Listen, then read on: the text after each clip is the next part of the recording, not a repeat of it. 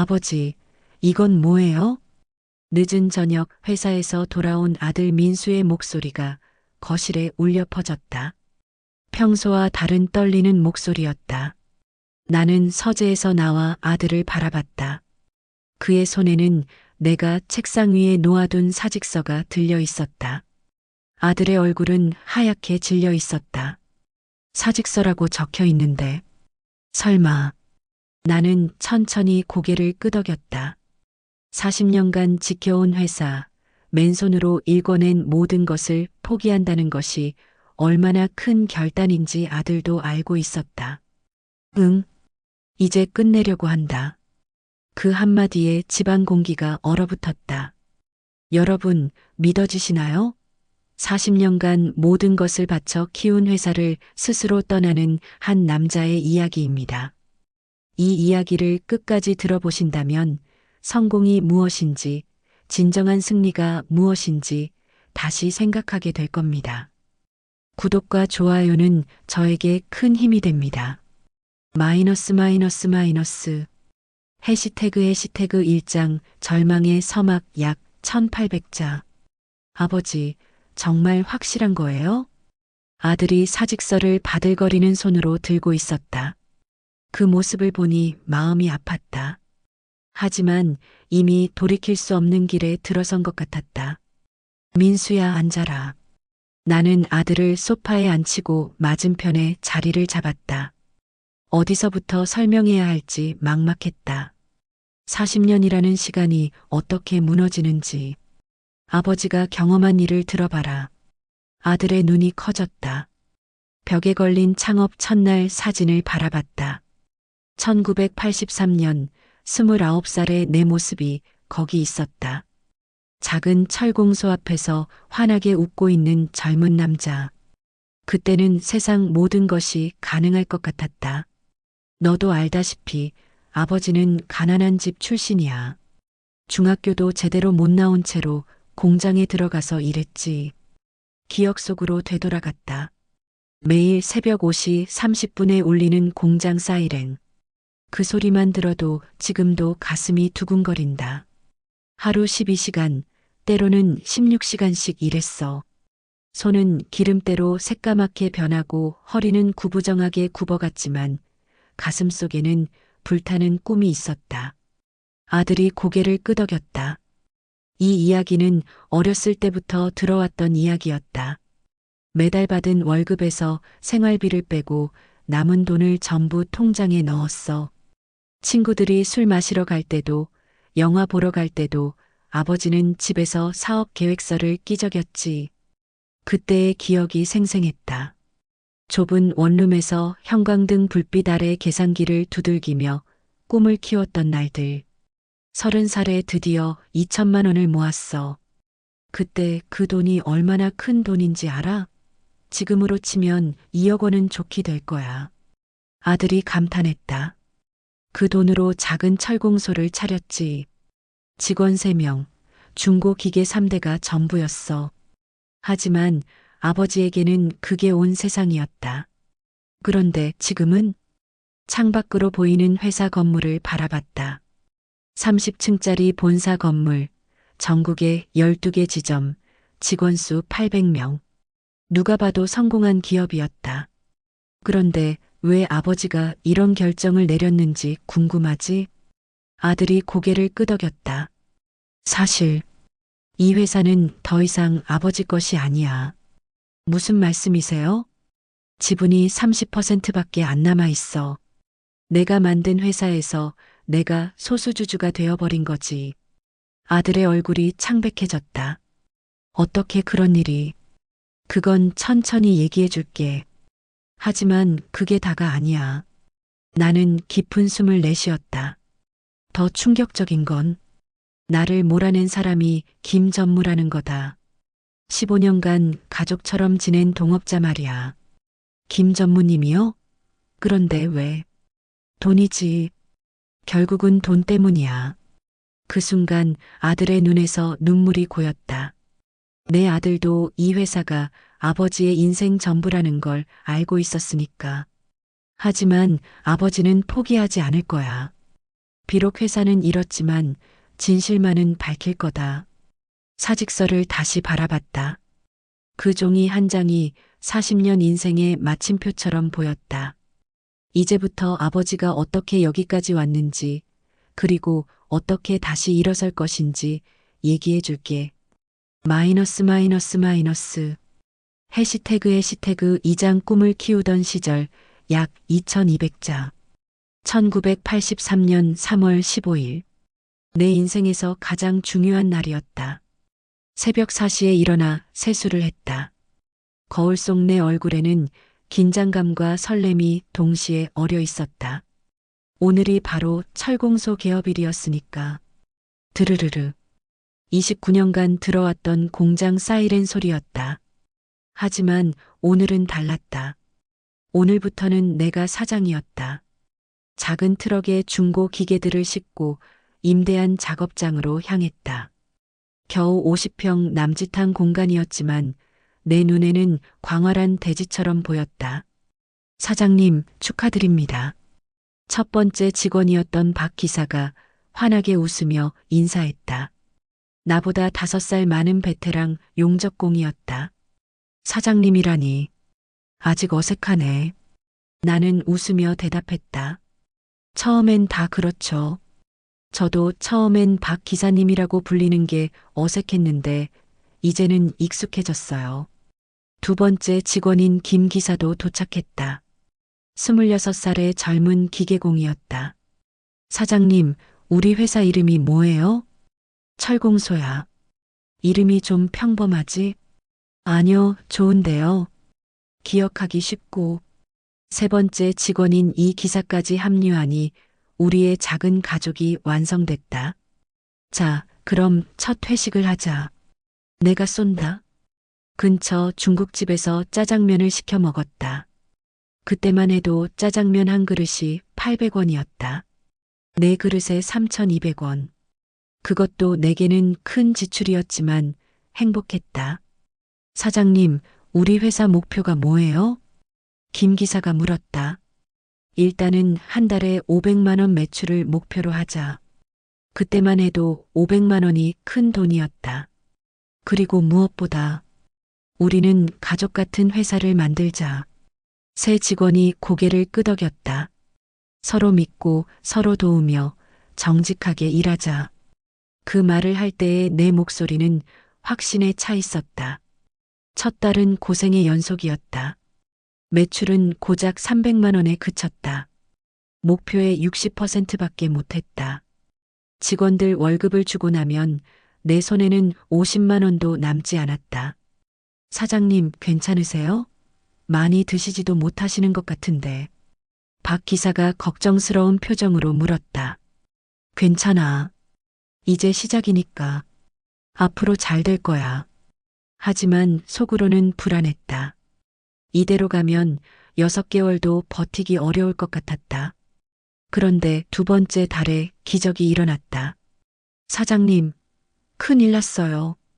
김 기사가 뛰어들어왔다. 뭔데? 건설에서 납품 주문이 들어왔어요. 얼마나? 1,500만 원어치요. 그 순간 작업장이 떠나갈 듯 환호성이 터져 나왔다. 정말이야? 네. 품질이 좋다고 계속 거래하고 싶다네요. 그날 밤 또다시 중국집에서 회식을 했다. 이번에는 탕수육까지 시켰다. 사장님, 이제 정말 잘 될 것 같아요. 이 기사가 말했다. 그래, 우리 모두 힘내자. 하지만 나는 몰랐다. 성공이 가져오는 달콤한 만큼이나 독이 될 수 있다는 걸. 특히 사람들의 마음을 변하게 만든다는 걸. 3년 후 우리 회사는 직원이 30명으로 늘었다. 매출도 월 5천만 원을 넘어섰다. 그리고 그때 그가 나타났다. 김철수. 서울대 경영학과를 나온 엘리트였다. 대기업에서 7년간 일한 경력도 있었다. 사장님, 이제 회사가 어느 정도 궤도에 올랐으니 체계적인 경영이 필요합니다. 그의 말은 논리적이고 설득력이 있었다. 저를 전무로 영입해 주신다면 이 회사를 전국 최고의 철강업체로 만들어 드리겠습니다. 그때의 나는 그 말이 진심이라고 믿었다. 좋아요. 같이 해봅시다. 악수를 나누는 순간 김 전무의 눈빛에 뭔가 차가운 것이 스쳤다. 하지만 나는 그것을 야심으로 받아들였다. 이제 정말 큰 회사가 될 수 있겠구나. 그때만 해도 그랬다. 아직 순진했던 시절이었다. 마이너스 마이너스 마이너스. 해시태그 3장 달콤한 성장과 첫 균열 약 2300자. 1995년 회사 설립 12년째. 우리 회사는 이제 직원 200명, 연 매출 300억 원의 중견기업이 되어 있었다. 전국에 5개 지점을 두고 있었고 대형 건설사들이 먼저 연락을 해오는 수준이었다. 사장님 축하드립니다. 김 전무가 샴페인을 터뜨렸다. 드디어 연 매출 300억을 달성한 날이었다. 이제 진짜 대기업 문턱에 들어선 거네요. 직원들이 모두 박수를 쳤다. 나도 기뻤다. 맨손에서 시작해서 여기까지 오다니. 모두 고생 많았어요. 오늘은 다들 일찍 퇴근해서 가족들과 시간 보내세요. 직원들이 하나둘 퇴근하고 나자 김 전무가 다가왔다. 사장님, 이제 좀 더 큰 그림을 그려봐야 할 때가 아닐까요? 큰 그림? 상장을 준비해 보는 거죠. 코스닥이라도 상장하면 회사 가치가 몇 배로 뛸 겁니다. 그 말에 솔깃했다. 상장이라니. 꿈에도 생각 못했던 일이었다. 하지만 그러려면 지배구조를 좀 더 체계화해야 해요. 지배구조? 지금은 사장님이 100% 지분을 가지고 계시잖아요.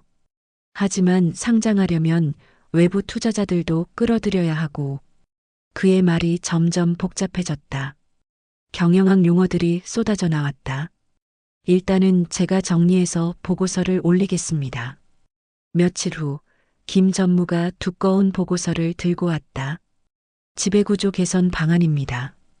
보고서를 펼쳐봤지만 내용이 너무 복잡했다. 간단히 설명해 주세요. 네. 우선 사장님의 지분을 70%로 조정하고 저를 비롯한 핵심 임직원들이 20%, 외부 투자자가 10%를 가지는 구조로 가면 어떨까 합니다. 내 지분이 줄어든다는 얘기네요. 하지만 파이 자체가 훨씬 커집니다. 70%라도 지금의 100%보다 실질적 가치가 훨씬 클 거예요. 그 말이 맞는 것 같았다. 김 전무는 서울대 나온 엘리트였고 대기업 경험도 풍부했다. 알겠습니다. 한번 해봅시다. 그때만 해도 그것이 함정의 시작인 줄 몰랐다. 지분 변경 후 몇 개월이 지나면서 뭔가 달라지기 시작했다. 사장님, 이제는 감상적인 경영에서 벗어나야 합니다. 김 전무의 말투가 변했다. 감상적 경영이요? 직원들을 너무 가족처럼 대우하시잖아요. 그럼 경쟁력이 떨어져요. 나는 당황했다. 우리 회사의 가장 큰 장점이 가족 같은 분위기였는데, 하지만 직원들이 모두 만족해 하는데요. 만족도와 성과는 다른 겁니다. 이제는 성과 중심으로 가야 해요. 그날부터 회사 분위기가 조금씩 바뀌었다. 이번 달부터 성과급제를 도입합니다. 김 전무가 전체 회의에서 발표했다.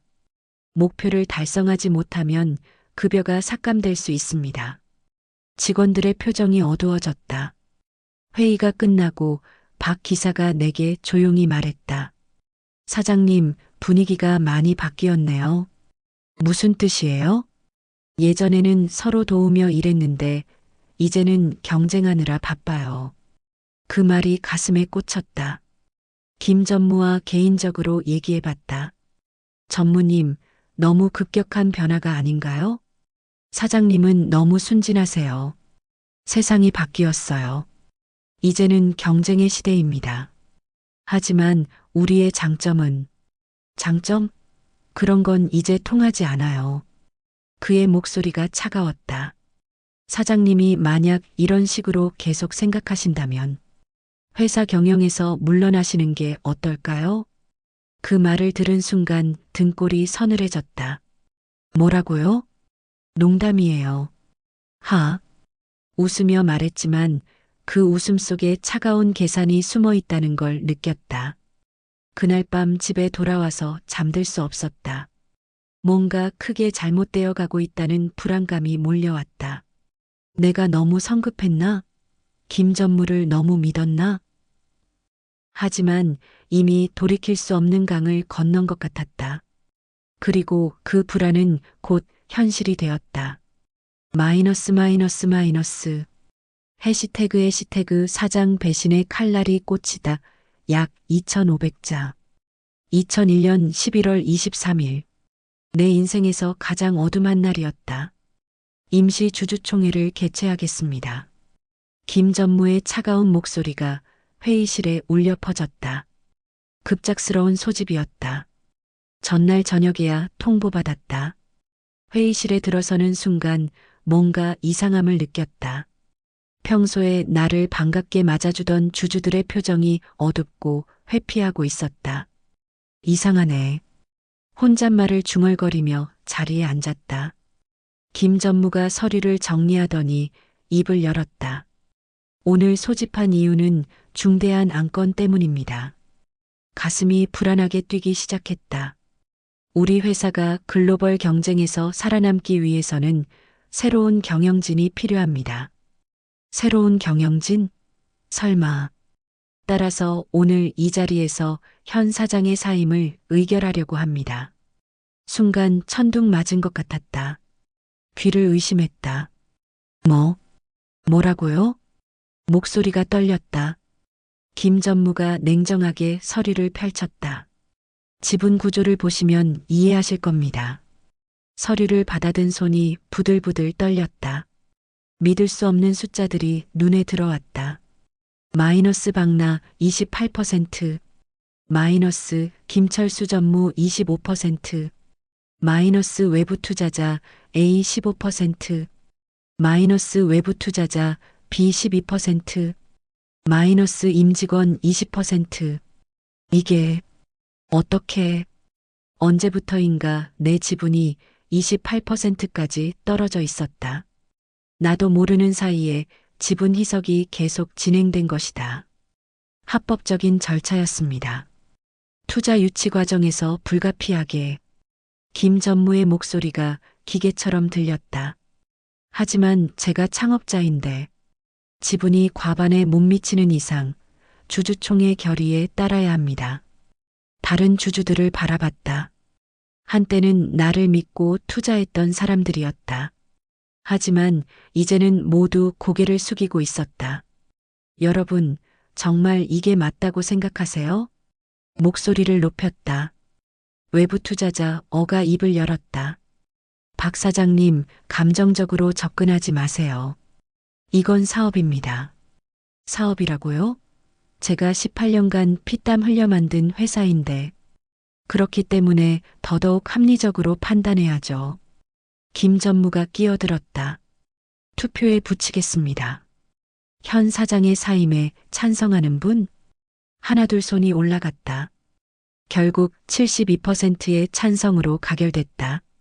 그럼 새로운 사장은 제가 맡겠습니다. 김 전무가 당당하게 선언했다. 그 순간 세상이 빙빙 돌았다. 18년간 내 모든 것을 바친 회사에서 쫓겨나는 것이었다. 박 사장님, 아니 박 이사님께서는 대주주로서 이사직은 유지하시게 됩니다. 박 이사님? 그 호칭이 가슴에 비수처럼 꽂혔다. 회의가 끝나고 모든 사람들이 나갔다. 혼자 회의실에 남아서 멍하니 앉아 있었다. 내가 내 회사에서 쫓겨났다고? 현실감이 없었다. 악몽이라고 생각하고 싶었다. 김 전무, 아니 김 사장이 다시 들어왔다. 박 이사님, 기분이 안 좋으시겠지만 이해해 주세요. 이해하라고요? 네. 이것도 회사를 위한 일이니까요. 그 순간 억눌렀던 분노가 터져나왔다. 회사를 위한 일이라고? 당신이 내 회사를 훔쳐간 거잖아. 훔쳤다니요. 모든 게 합법적인 절차였어요. 합법적? 내가 모르는 사이에 지분을 희석시키고, 그것도 사장님이 동의하신 투자 유치 과정이었잖아요. 할 말이 없었다. 내가 너무 순진했던 것이다. 그리고 박 이사님, 김 사장이 마지막으로 말했다. 앞으로는 출근 안 하셔도 됩니다. 명예이사직이니까요. 그 말이 마지막 일격이었다. 그날 밤 집에 돌아와서 거울을 봤다. 주름투성이 얼굴, 희끗희끗한 머리, 그리고 절망에 젖은 눈동자. 이게 18년의 결과구나. 마이너스 마이너스 마이너스. 해시태그 5장 유령이 되어버린 창업자 약 2,400자. 그 다음날 아침 습관적으로 회사에 출근했다. 하지만 모든 게 달랐다. 안녕하세요. 경비 아저씨가 어색하게 인사했다. 평소 같으면 사장님 안녕하세요. 였는데 엘리베이터에서 직원들을 만났다. 박 이사님. 그들도 어색해했다.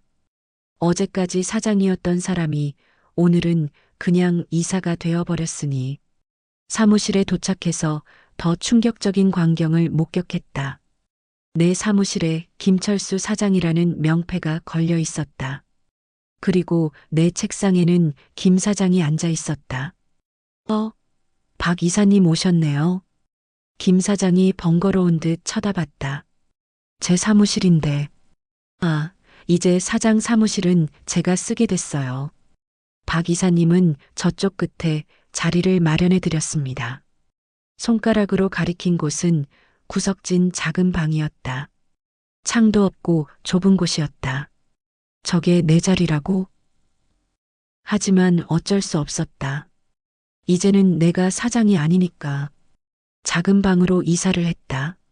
18년간 써온 사무용품들을 박스에 담으며 눈물이 났다. 사장님, 뒤에서 목소리가 들렸다. 돌아보니 박 기사였다. 창업 때부터 함께한 동료였다. 이제 사장님이 아니야. 그냥 박 이사라고 해. 그런 소리 하지 마세요. 제게는 영원히 사장님이에요. 그 말에 가슴이 뭉클했다. 많이 힘드시죠? 괜찮아. 이런 것도 경험이지. 하지만 속으로는 무너져 내리고 있었다. 새로운 자리에 앉아서 컴퓨터를 켰다. 그런데 권한이 대부분 차단되어 있었다.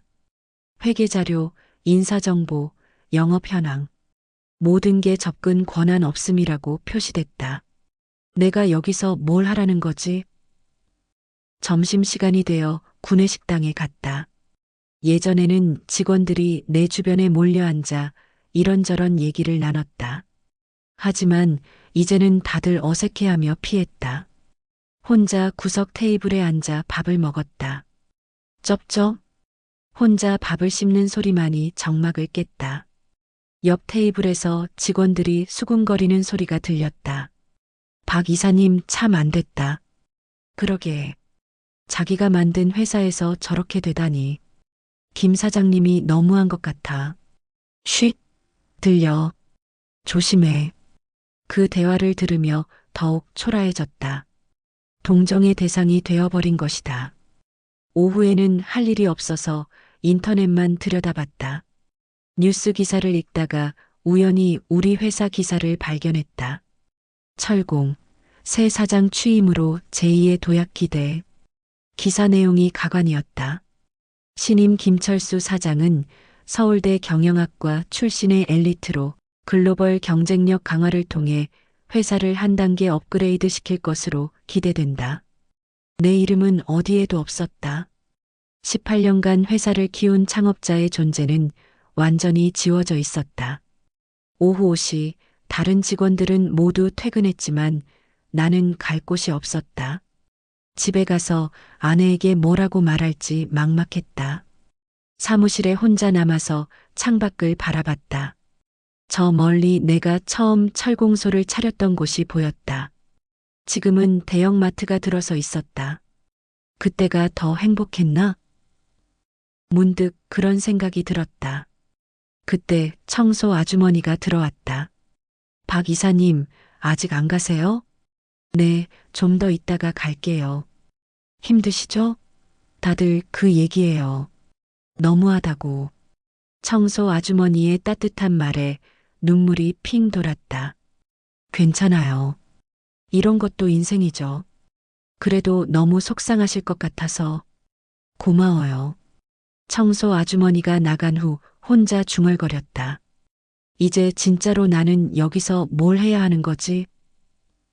그날부터 지옥 같은 나날이 시작됐다. 매일 출근은 했지만 할 일이 없었다. 회의에서도 배제되고 의사결정에서도 소외됐다. 박 이사님, 이 안건은 좀 복잡한 문제라서 김 사장이 회의에서 나를 제외시켰다. 제가 창업자인데 참여하면 안 되나요? 물론 참여하셔도 되지만 굳이? 굳이? 라는 말이 가슴을 찔렀다. 점점 더 투명 인간이 되어갔다. 복도에서 직원들을 만나도 어색한 인사만 나누고 지나쳤다. 예전에는 사장님, 이런 아이디어는 어떠세요? 하며 찾아왔던 사람들이 이제는 나를 피했다. 가장 힘든 건 김 사장의 경영 방식을 지켜보는 것이었다. 이번 달부터 인건비를 20% 삭감하겠습니다. 전체 회의에서 김 사장이 발표했다. 경영 효율화를 위한 불가피한 조치입니다. 직원들의 얼굴이 어두워졌다. 나는 참을 수 없어서 손을 들었다. 잠깐만요. 우리 회사 매출이 증가하고 있는데 왜 인건비를 삭감해야 하죠? 박 이사님, 이건 경영진이 결정할 사안입니다. 저도 이사인데요. 하지만 경영 책임자는 저입니다. 그 말에 할 말이 없었다. 회의가 끝나고 박 기사가 내게 와서 말했다. 사장님, 정말 힘들어요. 분위기가 완전히 바뀌었어요. 어떻게 바뀌었는데? 예전에는 서로 도와주고 격려했는데 이제는 눈치 보느라 바빠요. 실수하면 바로 경고장 나와요. 그 말을 들으니 더욱 마음이 아팠다. 내가 만들고 싶었던 회사가 이런 게 아니었는데 저녁 늦게까지 사무실에 남아있는 날이 많아졌다. 집에 가서 아내와 아들을 마주하는 게 부담스러웠다. 어느 날 밤 11시 사무실에 혼자 남아있을 때였다. 김 사장이 들어왔다. 박 이사님, 아직도 계시네요. 네. 사실 할 일도 별로 없으실 텐데 왜 이렇게 늦게까지? 그 말이 가슴에 꽂혔다. 그래도 제 회사인데요. 아, 그렇긴 하네요. 하지만 이제는 제가 경영하는 회사죠. 차가운 현실을 다시 한번 확인시켜주는 말이었다. 그날 밤 집에 돌아와서 거울을 봤다. 몇 달 사이에 훨씬 늙어 보였다. 머리는 더 휘어졌고 주름은 더 깊어졌다. 이렇게 살아야 하나? 하지만 더 큰 충격이 기다리고 있다는 걸 그때는 몰랐다. 6장 진실의 발견, 분노의 폭발 약 2600자. 2002년 4월 15일. 내 인생의 전환점이 된 날이었다. 그날은 김 사장이 해외 출장을 간 날이었다. 며칠 전부터 싱가포르 법인 설립을 위한 출장이라고 해서 부러웠던 기억이 있다. 오후 3시쯤 회계팀 김 과장이 급하게 내 사무실로 찾아왔다. 박 이사님, 잠깐 상의드릴 게 있어서요. 무슨 일이에요? 김 과장은 평소 성실한 직원이었다. 회계 업무에 정통하고 회사에 대한 애정도 깊었다. 사실 좀 이상한 게 있어서요. 이상한 게 회계 장부를 정리하다가 발견한 건데 그는 조심스럽게 서류를 꺼냈다. 이 계좌 내역이 좀 수상해요. 서류를 받아보니 특별 계정 관리 내역이라고 적혀 있었다. 특별 계정? 김 사장님이 만드신 계정인데 용도가 명시되어 있지 않아요. 내역을 자세히 보니 입금과 출금이 상당한 규모로 이뤄지고 있었다. 4월 1일 입금 5억 원, 4월 3일 출금 3억 원, 4월 5일 입금 8억 원, 4월 7일 출금 6억 원. 이게 뭐예요? 저도 모르겠어요. 김 사장님만 알고 계시는 것 같아요. 가슴이 불안하게 뛰기 시작했다. 더 이상한 건 이 돈이 회사 매출과 관련이 없어 보여요. 무슨 뜻이에요? 매출 입금은 따로 되어 있거든요. 그럼 이 돈은 도대체 어디서 나온 걸까요? 그 질문에 머리가 복잡해졌다. 김 과장님, 이 서류 복사본 좀 만들어 주세요. 네, 알겠습니다. 김 과장이 나간 후 혼자 생각에 잠겼다. 설마, 아니겠지? 하지만 불안한 예감이 계속 들었다. 다음 날, 김 사장의 사무실 예전 내 사무실에 가봤다. 다행히 출장 중이라 아무도 없었다. 조심스럽게 서랍을 열어봤다. 찾는다면 뭔가 나올 것 같았다. 세 번째 서랍에서 두꺼운 파일을 발견했다. 비자금 관리네요. 제목을 보는 순간 온몸에 전율이 흘렀다. 파일을 열어보니 충격적인 내용들이 가득했다. 허위 계약서 작성으로 매출 부풀리기, 부풀린 매출의 차액을 개인 계좌로 빼돌리기, 허위 지출 내역으로 세금 포탈, 그리고 가장 충격적인 건 지분 매수 자금 조달 계획서. 내 지분을 매수할 때 사용한 돈이 바로 이 비자금이었던 것이다. 네. 내 돈으로 내 회사를 빼앗아 간 거야? 서류를 보는 손이 부들부들 떨렸다. 더 뒤져보니 또 다른 충격적인 문서가 나왔다. 박축출 계획서. 날짜는 내가 김 전무를 영입한 지 6개월 후였다. 그러니까 처음부터 계획된 일이었던 것이다. 계획서 내용이 치밀했다. 1단계 지분 구조 개선이라는 명목으로 창업자 지분 희석, 2단계 외부 투자자 섭외 실제로는 자신의 인맥, 3단계 비자금으로 지분 매수, 4단계 주주총회에서 창업자 축출, 모든 게 계산된 각본이었다. 마지막 페이지에는 이런 메모가 있었다. 순진한 창업자를 이용해서 회사를 합법적으로 탈취하는 방법.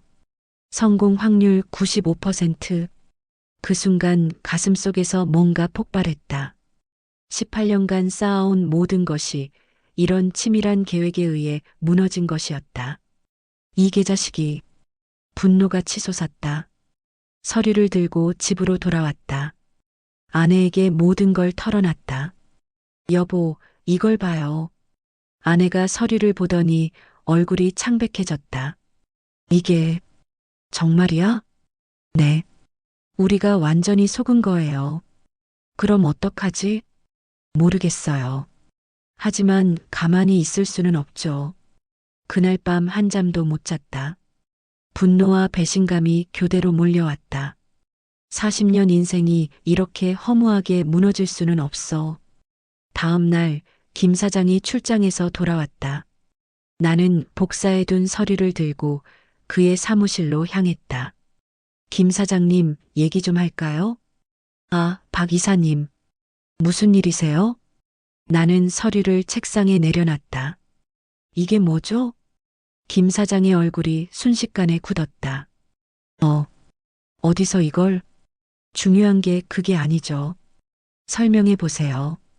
이건 당황해하며 말을 잇지 못했다. 처음부터 계획한 거였죠? 내 회사를 빼앗으려고? 아니에요. 그게 아니라. 그게 아니라 뭐예요? 여기 다 적혀 있잖아요. 목소리가 높아졌다. 박 이사님, 진정하세요. 진정하라고요? 18년간 내가 피땀 흘려 만든 회사를 이렇게 빼앗아 놓고? 그건 합법적? 횡령한 돈으로 내 지분 산 게 합법적이에요? 김 사장의 얼굴에서 가면이 벗겨졌다. 그걸 증명할 수 있어요? 뭐라고요? 이미 모든 서류는 정리됐어요. 회계법인 감사도 끝났고요. 그 순간 더 큰 충격을 받았다. 모든 것이 치밀하게 준비되어 있었던 것이다. 그리고 설령 문제가 있다 해도 이미 시효가 지난 것들이 대부분이에요. 차가운 계산이 담긴 목소리였다. 박 이사님은 너무 순진해요. 비즈니스 세계에서는 감정보다 결과가 중요하거든요. 그때 나는 깨달았다. 이 사람에게 양심이나 도덕은 존재하지 않는다는 것을. 당신, 처음부터 이럴 작정이었구나. 작정이라기보다는 기회가 왔을 때 놓치지 않았을 뿐이에요. 그 말을 듣는 순간 모든 감정이 폭발했다. 이 계자식아. 책상을 탁 치며 일어났다. 욕설까지 하시면 곤란한데요. 여기는 제 사무실이니까. 제 사무실이라고? 그 말이 마지막 일격이었다. 사무실을 나오며 결심했다. 이렇게 당하고만 있을 수는 없어. 끝까지 싸우겠어. 7장 마지막 결단, 정의를 향해 약 2400자. 그날 밤부터 며칠간 깊은 고민에 빠졌다. 이 진실을 세상에 알리면 회사는 큰 타격을 받을 것이다. 800명 직원들의 생계에도 영향을 미칠 것이다. 하지만 이대로 묻고 넘어갈 수는 없었다. 18년간 정직하게 살아온 내 자신에 대한, 그리고 나를 믿고 따라준 직원들에 대한 예의가 아니었다. 새벽 4시 잠들지 못하고 일어나 서재로 갔다. 책장에서 창업 첫날 적어놓은 일기를 꺼냈다. 누렇게 바랜 종이에 내 필체로 적힌 글들이 있었다. 1983년 3월 15일. 드디어 내 회사를 만들었다. 정직하고 성실한 기업을 만들어 사회에 기여하겠다. 직원들이 자랑스러워할 수 있는 회사를 만들겠다. 그때의 순수했던 마음이 생생했다. 1985년 7월 20일. 어려운 시기를 넘기고 있다. 하지만 포기하지 않겠다. 정도를 걸어가면 언젠가는 보답이 있을 것이다. 1990년 12월 31일. 직원이 100명을 넘었다. 모두가 가족 같은 회사를 만들고 싶다. 돈보다 사람이 중요하다는 것을 잊지 말자. 일기를 읽으며 눈물이 났다. 그때의 나는 이런 배신을 당할 거라고 상상이나 했을까? 하지만 지금이라도 그 약속을 지켜야 했다. 비록 늦었지만, 그래, 이제는 숫자가 아니라 진실을 지켜야지. 혼잣말을 하며 일어났다. 컴퓨터 앞에 앉아서 고발장을 작성하기 시작했다. 고발장, 고발인 박, 피고발인 김철수, 고발 사실, 횡령 혐의 회사 자금을 개인 계좌로 빼돌린 혐의, 배임 혐의 회사에 손해를 끼치며 개인 이익을 추구한 혐의, 사기 혐의 허위 사실로 지분을 탈취한 혐의. 밤새워 10페이지 분량의 고발장을 완성했다. 다음 날 아침 일찍 아내와 아들을 불러 앉혔다. 여보, 민수야. 아버지가 중요한 결정을 내렸어. 무슨 결정이요? 김 사장을 고발할 거야. 아들이 놀란 표정을 지었다. 아버지, 그럼 회사는 어떻게 돼요? 모르겠다. 하지만 이게 옳은 일이라고 생각해. 아내가 내 손을 잡았다. 여보 결정을 지지해요. 너무 오래 참았어요. 고마워. 오전 9시 검찰청으로 향했다. 지하철을 타고 가면서 마음이 무거웠다. 하지만 발걸음은 확고했다. 검찰청 앞에서 한 번 더 생각해 봤다. 정말 이게 맞나? 되돌릴 수 없는 강을 건너는 거야. 하지만 뒤로 돌아갈 수는 없었다. 높은 계단을 올라가면서 다리가 떨렸다. 18년 인생이 이 순간에 달려 있었다. 민원실에서 번호표를 뽑았다. B-47번. 의자에 앉아서 기다리는 동안 주변을 둘러봤다. 각자의 사연을 가진 사람들이 앉아 있었다. 나처럼 배신당한 사람들이 얼마나 많을까? 30분 후 내 번호가 불렸다. B-47번 어서 오세요. 담당 검사는 40대 초반의 여성이었다. 어떤 일로 오셨나요? 고발장을 제출하려고 합니다. 어떤 사건인가요? 횡령과 배임 사건입니다. 봉투에서 두툼한 서류 뭉치를 꺼냈다. 며칠 밤을 새워가며 정리한 증거 자료들이었다. 검사가 서류를 훑어보더니 놀란 표정을 지었다. 규모가 상당하네요. 18년간 제가 모은 증거들입니다. 이 정도면 중형을 면하기 어려울 텐데요. 피고 발인과는 어떤 관계신가요? 제 회사 사장입니다. 아니, 예전에는 제가 사장이었는데 복잡한 상황을 설명하는데 30분이 걸렸다. 아, 그런 사연이 있으셨군요. 정말 안 됐습니다. 하지만 저는 후회하지 않아요. 옳은 일을 하는 거니까. 사회 정의를 위해 큰 용기를 내셨네요. 철저히 수사해 보겠습니다. 검찰청을 나오면서 가슴이 후련했다. 40년 동안 떠안고 있던 무거운 짐을 내려놓은 기분이었다. 하늘을 올려다봤다. 구름 사이로 햇살이 비치고 있었다. 이제 시작이야. 진짜 싸움은 이제부터다. 그날 저녁 아들에게 전화했다. 아버지가 한 일이 옳은 건지 모르겠지만 후회는 없다. 아버지, 저는 아버지가 자랑스러워요. 아들의 말에 눈물이 났다. 며칠 후 뉴스에 기사가 났다. 중견 철강업체 사장 횡령 혐의로 검찰 수사. 드디어 세상에 알려진 것이다. 그 기사를 보며 생각했다. 누군가에게는 배신의 기록이겠지만 나에게는 마지막으로 내 회사를 지키는 길이다. 8장 진짜 승리, 새로운 시작 약 2800자. 3개월 후 특별수사부에서 김철수를 구속했습니다.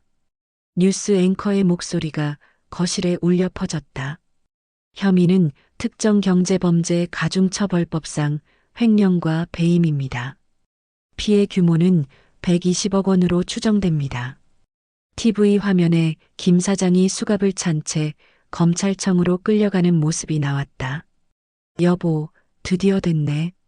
아내가 내 어깨를 두드렸다. 응, 정의는 살아있구나. 하지만 기쁨보다는 복잡한 감정이 들었다. 한때는 꿈을 함께 꾸었던 동업자였으니까. 회사는 큰 혼란에 빠졌다. 주가는 연일 하한가를 기록했고 언론에서는 중견기업 몰락 위기라고 보도했다. 많은 사람들이 나를 원망했다. 왜 조용히 넘어가지 못했나? 회사만 망하게 생겼다. 직원들 생각은 안 하나? 그런 비난들이 쏟아졌지만 나는 의연했다. 진실을 밝힌 것에 대해 후회는 없었다. 일주일 후 회사에서 임시 주주총회가 열렸다. 나도 대주주 자격으로 참석했다. 김철수 전 사장의 구속으로 인해 새로운 경영진을 선임해야 합니다. 임시 사회자가 말했다. 박 대주주님, 다시 사장직을 맡아주실 의향은 없으신지요? 순간 모든 시선이 나에게 집중됐다. 예전 같았으면 당연히 승낙했을 것이다. 하지만 이제는 달랐다. 감사하지만 사양하겠습니다. 회의실이 조용해졌다. 사장직은 더 젊고 유능한 분이 맡으시는 게 좋겠어요. 그럼 누구를 추천하시겠습니까? 나는 잠시 생각하다가 말했다. 박 전무님은 어떨까요? 박 전무는 창업 때부터 함께한 박 기사였다. 이제는 전무까지 승진한 믿을 만한 동료였다. 저요? 사장직을요? 박 전무가 놀란 표정을 지었다. 네. 당신이 가장 적임자라고 생각해요. 하지만 저는 학력도 별로고 학력이 중요한 게 아니에요. 마음이 중요하죠. 주주들도 동의했다. 김 사장 사태 이후 모두 신중해져 있었다. 그럼 박 전무님께서 사장직을 맡아주시겠어요? 박 전무가 고개를 끄덕였다. 최선을 다하겠습니다. 회의가 끝나고 박 전무, 아니, 박 사장이 내게 왔다. 사장님, 정말 고맙습니다. 뭐가 고마워요? 당연한 일을 했을 뿐이에요. 그런데 사장님은 앞으로 어떻게 하실 거예요? 그 질문에 잠시 생각에 잠겼다. 글쎄요. 아직 확실하지는 않지만 사실 며칠 전부터 생각하고 있던 게 있었다. 작은 컨설팅 업체를 차려볼까 해요. 컨설팅요? 네. 중소기업들의 경영을 도와주는 일이요. 좋은 생각이네요. 18년간의 경험이 헛되지는 않았으니까. 그날 저녁 집에 돌아와서 가족에게 계획을 말했다. 컨설팅 회사요? 아들이 관심을 보였다. 네. 규모는 작지만 정직하게 운영할 거야. 저도 도와드릴게요. 고마워. 하지만 너는 내 길을 가야지. 아들이 웃었다. 아버지 덕분에 정의가 뭔지 배웠어요. 저도 아버지처럼 살고 싶어요. 그 말에 가슴이 뭉클했다. 한 달 후 작은 사무실에서 경영 컨설팅을 시작했다. 직원은 나 혼자였지만 마음만은 창업 첫날처럼 설렜다. 첫 번째 고객은 20명 규모의 작은 제조업체였다. 사장님, 저희 회사 좀 도와주세요. 40대 초반의 젊은 사장이었다. 어떤 어려움이 있으신가요? 직원들과의 관계가 어려워서요. 어떻게 하면 가족 같은 회사를 만들 수 있을까요? 그 질문을 들으니 18년 전 내 모습이 떠올랐다. 가장 중요한 건 신뢰예요. 신뢰요? 네. 직원들을 믿고 그들도 사장을 믿을 수 있는 관계를 만드는 거죠. 6개월간 그 회사를 도우면서 보람을 느꼈다. 매출도 늘고 직원 만족도도 높아졌다. 사장님 덕분에 회사가 완전히 달라졌어요. 젊은 사장의 밝은 표정을 보니 내 마음도 밝아졌다. 이게 내가 하고 싶었던 일이구나. 1년 후 컨설팅 회사는 제법 자리를 잡았다. 직원도 5명으로 늘었고 고객사도 20곳이 넘었다. 무엇보다 좋았던 건 예전 회사 직원들이 종종 찾아오는 것이었다. 사장님, 잘 지내세요? 김 과장이 찾아왔다. 그럼요. 김 과장님도 잘 지내시죠? 네. 회사 분위기가 많이 좋아졌어요. 박 사장님이 잘하고 계세요. 다행이네요. 그런데 사장님, 감사한 말씀 드리려고 왔어요. 무슨 말씀이에요? 진실을 밝혀주셔서요. 저희도 뭔가 이상하다고 생각했는데 말할 용기가 없었거든요. 그 말에 가슴이 따뜻해졌다. 그리고 걱정하지 마세요. 회사는 저희가 잘 지켜나갈게요. 사장님이 만들어주신 정신은 살아있으니까요. 그날 밤 일기에 썼다. 2003년 8월 15일. 광복절. 나에게도 해방의 날이었다. 18년간의 악몽에서 벗어나 진짜 내가 하고 싶은 일을 찾았다. 비록 큰 회사는 아니지만 내 양심에 부끄럽지 않은 일을 하고 있다. 2년 후 예전 회사에서 연락이 왔다. 박 이사님, 창립 20주년 기념식에 참석해 주세요. 박 사장의 목소리였다. 제가 가도 될까요? 당연하죠. 창업자이신데요. 기념식 날 오랜만에 예전 회사를 찾았다. 사장님, 직원들이 반갑게 맞아줬다. 사장님 덕분에 우리가 다시 일어설 수 있었어요. 정의를 보여주셔서 감사해요. 그들의 진심 어린 인사에 눈물이 핑 돌았다. 기념식에서 박 사장이 인사말을 했다. 오늘 이 자리에 진짜 영웅이 계십니다. 박 사장이 나를 가리켰다. 박 창업자님이 보여주신 용기 덕분에 우리 회사가 정의로운 기업으로 거듭날 수 있었습니다. 박수가 터져 나왔다. 그분이 없었다면 우리는 아직도 거짓 위에서 살고 있었을 겁니다. 그 순간 깨달았다. 아, 이게 진짜 승리구나. 돈으로 살 수 없는 것들을 지켜낸 것. 그게 진짜 승리였다. 집에 돌아와서 아들에게 말했다. 민수야, 아버지는 회사를 잃었지만 더 소중한 걸 지켰다. 뭐요? 아버지의 이름, 아버지의 양심, 그리고 아버지의 살. 아들이 고개를 끄덕였다. 아버지는 정말 대단한 분이에요. 그 밤 깊이 잠들었다. 18년 만에 처음으로 정말 편안한 잠이었다. 꿈속에서도 기계 소리가 들렸다. 하지만 이번엔 무섭지 않았다. 새로운 희망의 소리였다. 에필로그 진정한 가치 약 1000자. 여러분, 이 길고 긴 이야기를 끝까지 들어주셔서 진심으로 감사합니다. 한 남자가 40년간 쌓아온 모든 것을 잃고 다시 일어서기까지의 이야기였습니다. 성공이 무엇일까요? 진짜 승리가 무엇일까요? 많은 사람들이 돈과 지위를 성공이라고 생각합니다. 저도 그랬습니다. 매출이 늘고 회사가 커질 때마다 성공했다고 착각했죠. 하지만 진짜 성공은 다른 곳에 있었습니다. 자신의 양심에 부끄럽지 않게 사는 것. 어떤 유혹에도 흔들리지 않는 신념을 지키는 것. 때로는 손해를 보더라도 옳은 일을 하는 것. 그것이 진짜 승리입니다. 이 시대를 살아가는 모든 분들에게 묻고 싶습니다. 여러분이 지키고 싶은 가장 소중한 것은 무엇입니까? 선택의 갈림길에서 어떤 길을 택하시겠습니까?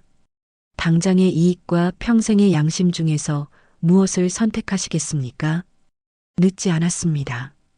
아직 늦지 않았어요. 지금이라도 올바른 길로 돌아설 수 있습니다. 진실과 정의가 바보 같은 가치라고 말하는 사람들이 있지만 그 가치들이야말로 우리가 끝까지 지켜내야 할 보물입니다. 때로는 잃는 것이 얻는 것입니다. 때로는 무너뜨리는 것이 진정한 건설입니다. 때로는 작아지는 것이 진짜 큰 사람이 되는 길입니다. 저는 큰 회사의 사장 자리는 잃었지만 더 큰 것을 얻었습니다. 마음의 평화와 자부심, 그리고 진짜 행복을 찾았습니다. 여러분도 그런 행복을 찾으시길 바랍니다. 오늘 이 이야기가 여러분 마음 깊은 곳에 작은 울림이 되었다면 그것만으로도 충분합니다. 구독과 좋아요로 더 많은 분들에게 이 메시지가 전해질 수 있도록 도와주세요. 그리고 댓글로 여러분의 생각을 나눠주세요. 비슷한 경험이 있으시거나 용기가 필요한 순간이라면 우리 함께 응원해요. 인생은 마라톤입니다. 빨리 달리는 것보다 끝까지 완주하는 것이 중요해요. 여러분 모두가 진정한 승리자가 되시길 진심으로 기원합니다.